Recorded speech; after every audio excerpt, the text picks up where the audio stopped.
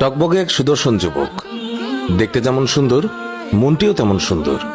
বাড়ি ইরাকের কুফা শহরে, ইমাম আবু হানিফার বাড়ির সঙ্গে। দুই বাড়ির মাঝে মাত্র কয়েক গজ ব্যবধান।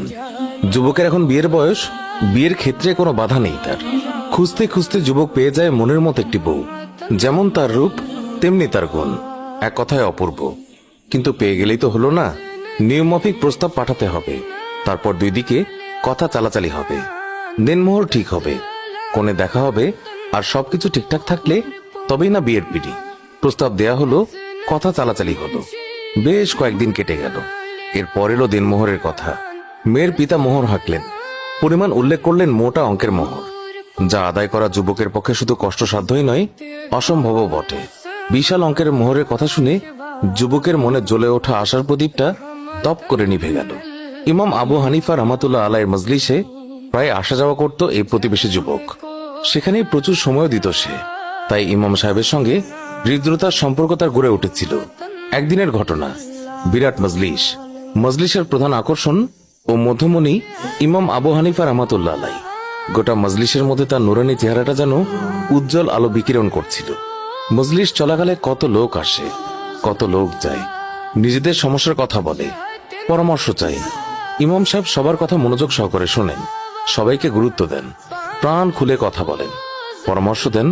একটু আগে মজলিস শেষ হয়েছে, লোকজন চলে গেছে, এখন কোনো ভিড় নেই, কিন্তু যুবক এখনো যায়নি।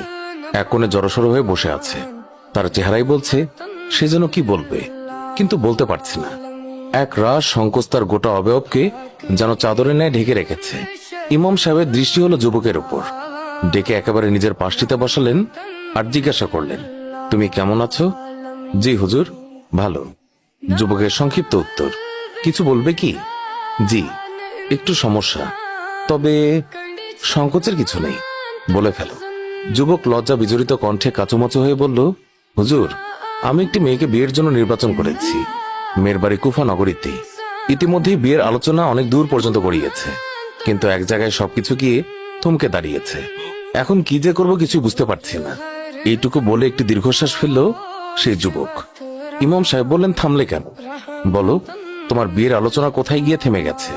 যুবক বলল, হুজুর, দেনমোহর। মেয়ের বাবা এত বড় অঙ্কের মোহর দাবি করেছেন, যা আদায় করা আমার পক্ষে মোটেই সম্ভব নয়। তাহলে অন্যত্র মেয়ে দেখো। কিন্তু আমার মন যে ওখানে বসে গেছে, তাহলে তো মুশকিল। মুশকিল বলেই তো আপনার কাছে এসেছি, বসে আছে আপনার পরামর্শের অপেক্ষায়। মেহেরবানি করে আপনি একটি পথ বলে দিন। ঠিক আছে, আগে তুমি ইস্তেখারা করো। ইস্তেখারা